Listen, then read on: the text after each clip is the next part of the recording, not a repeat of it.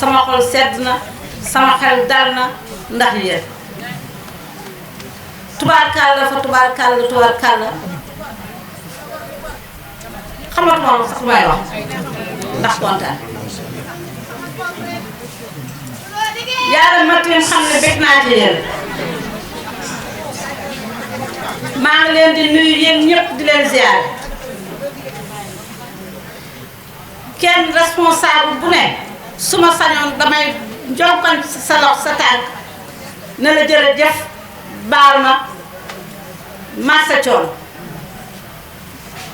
ndax kenn ku ne xam naa sa xërte ci man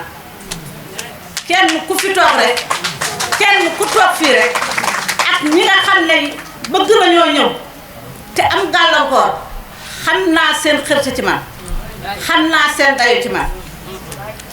waaye maa ngi leen di nuyu di leen ziyaara di leen njukkal di ñaan ci yàlla nañ ko àndandoo ba ili yi na yàlla yéex suñu ànd bi yàlla na ko yàlla gën a rafetal yàlla na ko dëgg rek la te xam naa ne ànd dëgg la ndax 2012 ba léegi ne yàgg na te amul kenn koo xam ne kii toq na ci yéen wala xoox na wala dikk na woo naa ko mu ne ma tey de damaa dox ba sonn loo wax maire awa ñëwal ñu dem ci diw maire awa ñëwal ñu dem ci diw man de dinaa sonn ndax wéradi waaye yërëm ngeen ma lool kenn ku ne yaa nga may ñaanal gudd fan gu ànd ak wér yàlla na yàlla dellool ma ko ci yéen mënuma leen a fay de waaye yàlla am na pay yàlla mi am pay nag yàlla na ma leen fayal ma ñëw nag ci son excellence ndax dañu ne lëg bu lekkee alam la ko gërëme coy mu baax lool ànd ak dal ak yar di sama càmmeñ di sama lépp ma bëgg ko lool ci sama biir xol ngeen xam ne bëgg naa ko ngeen jàppale ma ko te yàlla tax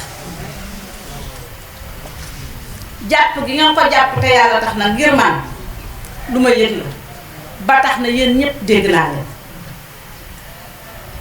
dégg naa seen wax te àll yu tam mi ngi toog di rakkam di léppam mi ngi toog dégg na leen te yaakaar naa ne incha allah bu demee dina jotal seen yóbbante yaakaar naa ne li ngeen bëgg incha allah di ngeen ko am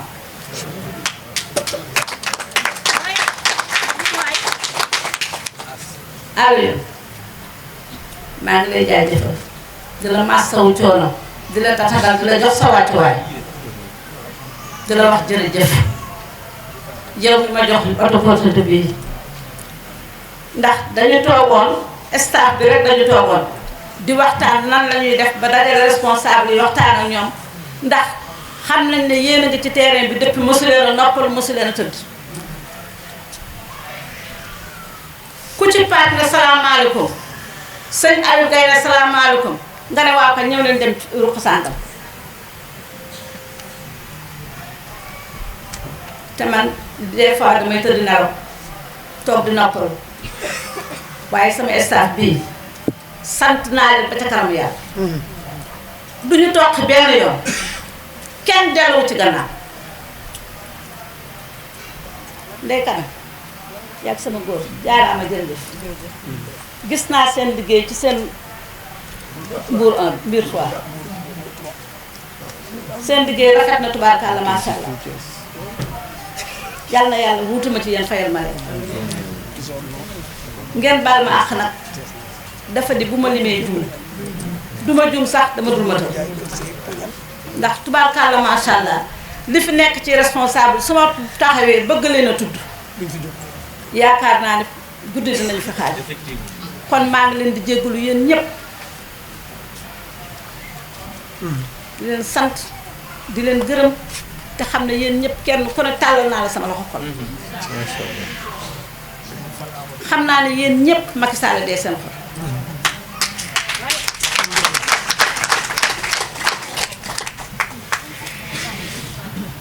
waaye damaa bëgg ma leen di ñaan am na ñoo xam ne ñii xëj na àndoon nañoo ñun rocceekuwaat nañu am na ñoo xam ne ñi ñu ngi feneen gis nga ñuy liggéeyal Macky Sall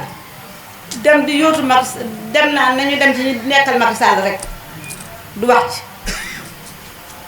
xam ngeen fu mu ne ñi nga xam ne contre nañu ñi nga xam ne ñu ngi ñuy saaga di ñu xas damay ñaan yéen ñëpp ku ko ci mën toog ci ruumam toog leen ci ruum yi waxtaan ak ñoom delloo si leen te xam ne dañ leen di réeral buñ leen toppee rek Sénégal sànk Macky Sall nag dañ koy ñaanal yàlla bàyyeen gii mu ñu bàyyi yàlla na sedd ci moom yàlla na gannaawam sedd guy te li kii mu ñu tegal yàlla na ko yàlla taawu ca kaw yàlla na ko yàlla taawu ca kaw man de maa ngi fas yéene di leen ñaan nag yéen ñi ma àndal ndax lu ma taxaw du ma tàllal loxo wala ba di ko ngaang rek xam leen seen xerte ci man ak sama bëgg-bëgg rek ngeen di topp moo tax ma ñemee taxaw ne sama càmmeñ Aliou Sall fas na ma ànd ak yéen ak yow fas naa yéene ànd ak yow liggéeyal ci renfort ba am ndam loolu bu ñëwee yàlla na ko yàlla ful yàlla na ci yàlla bëgg yàlla na ko yàlla dëgëral samp ko nga teg ko ci loxol Amadou Sall li ma wóor te wóor mooy suñu tëddatee nelaw de dañoo dégg fii Amadou Ba tubarkàlla macha allah yëpp benn la waaw loolu moom duma leen ko ñaan waaye dama leen di fàttali na xam naa ne yéen a ngi ci guddi ak bëccëg tubarkàlla macha allah kenn neewul sonn naa wala tàyyi naa na ñëpp laxasuwaat damay ne ñëpp na feddaliwaat ngeen bi ba Thiès gii au soir du 24 février Amadou Sall dégg vive Amadou Ba dégg vive Amadou Sall day sama doom damay ko yàlla na ko yàlla def yàlla na ko yàlla defal waaye Amadou Alioune maa ngi ñaan yàlla suñu ànd bi yàlla na ko yàlla dëggal yàlla na ko yàlla lawal yàlla na yàgg te yàlla na ko dëgg rekk la man de xaw ma ànd jëwante ànd waxante lu baax dëdd jëwante ciment laa benn yoon laay tooy xaw ma dara nag xaw ma ay wax yu bari jëf laa xam dëgg la ñi ma àndal ñépp xam nañ ne man mënumaa wax waaye jëfkat laa ñëpp xam nañ ko. ma taxaw ma xam ne jëfkat laa ndax sama baay bu baax ba yàlla na xippee di àjjana yàlla na ko yàlla yéegal àjjana firdawsi moo ñu ko jàngal foo waxee mën a jóg fi avant du ànd ak jëf ba tax na ci loolu lañ ñu nàmpatal loolu lañu xiirtal yàlla nañ ci yàlla gën a dëgëral gën ñu cee gunge Alioune jërëjëf yàlla na yàlla jàppale ñu dooleel ñu te lépp di dëgg lépp yàlla na ko yàlla def muy dëgg te mu dooleel ñu incha allah jërë leen jëf Premier ministre Amadou Ba, vous l'avez accepté et vous n'êtes pas resté les bras croisés comme vous l'avez dit tantôt. Vous êtes venu répondre à l'invitation de Mme Awadou Kouré que l'on ne présente plus à Thiès de par sa capacité de mobilisation, l'idée militante de la première heure de l'APR à Thiès. Aujourd'hui, quelle est la mission à laquelle voilà, le candidat, sinon son excellence le président Macky Sall vous a assigné par rapport à la massification pour une victoire de votre candidat? En réalité, c'est une mission naturelle de tout militant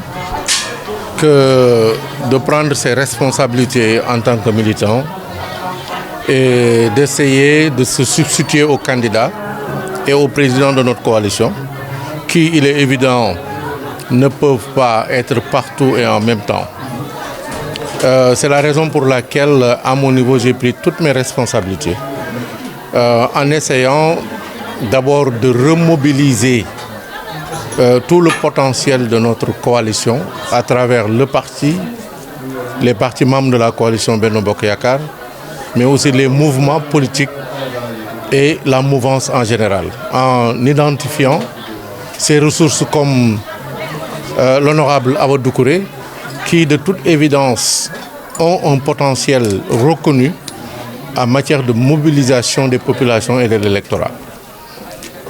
C'est ça qui explique ma venue aujourd'hui à Thiès. C'est une venue pour reconnaître les efforts innombrables qu'elle et son mouvement ont déployés depuis 2012. C'est un déplacement aussi pour l'encourager. C'est un déplacement pour lui tendre la main et surtout pour la féliciter pour les réalisations au plan social, mais surtout pour aussi ses résultats obtenus lors de différentes élections. Awa Doucouré est une grande personnalité de Thiès et du pays en général. Les témoignages de ses responsables suffisent à démontrer qu'elle est toujours proche de la population. Et en venant l'encourager, nous souhaitons qu'elle reste debout, qu'elle reste mobilisée et surtout qu'elle puisse nous assurer, avec tous les autres responsables de la coalition, une victoire éclatante au soir du 24 février, c'est-à-dire dès le premier tour, une victoire pour le Premier ministre Amadou Ba, qui deviendra ainsi président de la République du Sénégal. À l'image de votre mouvement Renfort, ces militants ont plaidé pour qu'elle soit renforcée également. Vous avez pris des engagements au égard? Oui, mon engagement est un engagement de fidélité, un engagement de vérité, un engagement de complicité et de transparence. Awa Doucouré mérite d'être renforcée. C'est vous qui le dites, mais c'est la vérité. Son travail mérite d'être reconnu. Et Inch'Allah, je transmettrai le message des Thiessois à qui de droit, c'est-à-dire à Monsieur le Président de la République, mais aussi au candidat Amadou Ba. Mais plus que de transmettre, je promets d'être à ses côtés dans les semaines à venir et les mois à venir pour qu'elle puisse déployer tout son potentiel pendant cette pré-campagne et cette campagne à venir et au-delà, et pour qu'enfin son mérite soit reconnu à travers le pays. Monsieur le maire, Thiès regorge d'un énorme bassin électoral, vous l'avez dit, et semble un peu être oublié dans la redistribution des cartes des postes ministériels. Comment comptez-vous accompagner ces responsables comme Awa Doucouré pour reconquérir la région? Je n'ai pas l'impression que Thiès a été délaissé. Je rappelle que dans ce récent gouvernement, Amadou Ba, Thiès vient de bénéficier d'un ministère important. D'ailleurs, le ministère des Transports aériens, en la personne de Antoine Beng, qui est de la région de Thiès. Je rappelle aussi que différents responsables du département et de la région sont à des niveaux ministériels. Le ministre d'État Augustin Tine, entre autres, je ne voudrais pas citer. Mais il est évident que le poids de Thiès doit être reflété dans sa représentativité au niveau des institutions du pays et au niveau des positions gouvernementales. Et Inch'Allah, comme je l'ai dit tout à l'heure, nous nous engageons à accompagner les responsables de Thiès dans la mesure du possible et dans les limites de nos prérogatives pour que ceci soit réalisé dans les mois à venir. Une toute dernière question, la reconquête de Thiès, c'est possible, vous l'avez dit, monsieur le maire, mais vous avez tenu à appeler certains responsables, puisque quand même, Thiès c'est compliqué. La réunification de la famille présidentielle également s'impose. Ce qui a expliqué les résultats un peu décevants des dernières élections ici à Thiès, c'était la désunion. Alors aujourd'hui, il me semble que c'est l'inverse qui se produit à Thiès. C'est-à-dire que l'opposition est totalement éclatée alors que la mouvance présidentielle est en train de se regrouper. Donc, nous avons espoir que ce regroupement, cette union face à la dispersion de l'opposition va nous mener à la victoire. voilà ñuy tënk rek monsieur le maire Aliou Sall active ñëw nga tey seet sa jigéen soxna Awa Doucouré kenn doot ko natable diggante ak président Macky Sall mais surtout fi ngeen jëm en 2024 war na si mën am taxawaay bu am solo tey jii noo fas yéene taxaw pour gunge ko. waaw li ma wax sànq rek mooy bépp militant bépp responsable war na ci jamono yu mel nii nga taxawaay bi président war a am ak bi sunu candidat war a am dem fépp ci réew mi foo yaakaar ne soo taxawee ci weti responsable yi da nga leen yokk cawarte da nga leen yokk njàmbaar loolu moo waral ma ñëw Thiès taxaw ci weti Awa Doucouré ak ñi mu àndal ngir encourager ko ndax ku nekk xam na moom liggéeyam nu mu toll ci Thiès ak ci réew mi ku nekk xam na yi tamit ne liggéey boobu xëy na heure bi waroon na moom mu fekk ko fu gën a kawe waaye ñëw fii ci wetam pour won ko ne ko ñu ngi ànd ak moom te bu soobee yàlla ci campagne bi di ñëw dinañ taxaw ci wetam pour que lépp loo xamante ni moom mën na ko te nit ñi xam ko te seede ko incha allah mu mun ko sotti ci gafakay Benno Bokk Yaakaar ci gafakay Amadou Ba ndax yàlla mun ñu may ndam dès le premier tour pour que Amadou Ba devienne nekk président de la République du Sénégal. ndax erreur la bu nga jàpp ne dañ ko war a corriger parce que moom am na mbooloo yàgg na liggéeyal président Macky Sall alors que président Macky Sall yi mu jox ndombo tànk fii ñu si bëri gis nañ peut-être njëriñ bal na doon xalaat peut-être gisuñu ko parce que opposition moo gagné Thiès. yàlla def na kóllëre gu rëy gu ñu ràññee moo am diggante soxna Awa Doucouré ak président de la République Macky Sall. Macky Sall ci boppam reconnaître ko fii ci Thiès. taxaw wax ne Awa Doucouré jigéen ju mën góor. waaye am na yeneen sax yu ñu seq ci wàllu kóllëre yu ëpp doole politique ba tax na du mukk erreur xëy na nag politique mooy demee noo xam ne yenn saa yi ñi la gën a jege sax ñoom ngay xañ jox ñi la gën a sori waaye ku nekk xam na cofeel gi président Macky Sall am ci Awa Doucouré ñun nag taxaw nañ ci wetam pour fexe wax dëgg yàlla ci jamono yi ñuy ñëw mu gën a am reconnaissance. le président Macky Sall am na ñuy wax ne dafa fàtte Thiès si gouvernement bu bees bi gouvernement président Amadou Ba loo siy leeral. waaw li ma ci leeral rek mooy gouvernement bu bees bi Thiès am na ministre bu bees bu ñu woowee Antoine Mbengue mu yor ministère bu am solo bu transport aérien maa ngi fàttali tamit ne ministre d'État yi ci réew mi bëriwul te Thiès am na ci mel ni Augustin Tine ak ñeneen. waaye dëgg la nag waaw Antoine Diome defe naa mu ngi ci région bi. waaw donc ministre des affaires étrangères defe naa. donc ministre du pétrole. donc loolu yëpp dafay li muy wane tamit mooy Thiès dëgg la nag war na gën a teew ci gouvernement bi ndax poids démographique bi mu am poids électoral bi mu am ak poids politique bi mu am waaye loolu ñun d'accord nañ ci ànd ak ay responsables Thiès ndax mu mën a nekk incha allahu rabbi. wax nga opposition bi ñoo àndul woon bi yoon tas nañu njaboot président Macky Sall ñu ngi juboo pour liggéey. loolu dal na xel. waaw li ma wax mooy élection yi ñu weesu bokk na ci sunuy jàngat. ne li ñu boolewul woon sunu doole moo ñu waraloon lu bari fii ci Thiès ak sax ci réew mi waaye ne dafa mel ni li amoon contraire bi mu am léegi ndax gis nañ Thiès moom opposition bi dafa tasaaroo ndax biir Thiès rek am na lu mu juróomi candidat à la présidentielle kon nag tasaaroo boobu moom nekk ci opposition bi dañuy ñaan yàlla mu gën a tar rek waaye juboo ji nekk di am ci pouvoir bi ñuy ñaan yàlla mu gën a dëgër loolu jox nañu espoir ne incha allah fii mën nañ ko reconquérir.